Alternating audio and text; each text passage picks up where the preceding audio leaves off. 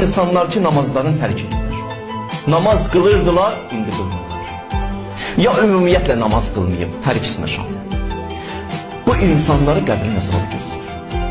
Peyğəmbər özü buyurdu ki, dedi, qəbir ki qoyacaqlar o insanı ki namazı tərk edib, qoyanda qəbir o əhli ilə danışacaq, o qoyulan şəxslə danışacaq. Deyəcək, sən məni narahat edirdin üzərində gezəndə, namaz qılmırdın, mən bu günü gözləyirdim, indi səni elə sıxacaq.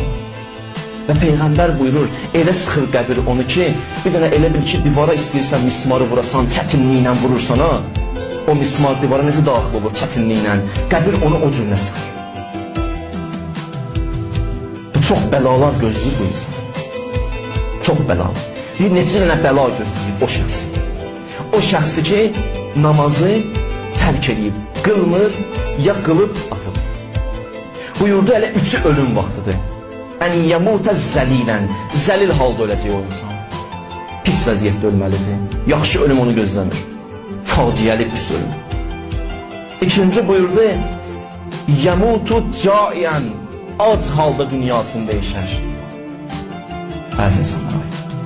Üçüncü buyurdu, yəmutu ətşanən, susuz halda dünyasını dəyişər. Deyir, dünyanın bütün suyunu verəsən buna, dənizinin suyunu verəsən buna, çayının suyunu verəsən daha doğru, çayın bütün suyunu içə, amma yenə ətşan gedəcək. Yenə doymur, yenə suya ihtiyacı var. Qəbirdə də Allah onun üçün bir dənə mələk göndərir, mələk gələr ona əzab verir. Bu bir.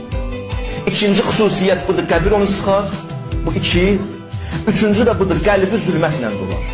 Bu da 3. Namazı tərk edənə 3 dənə qəbirdə əzab var. Bax, bunu dedim sizə.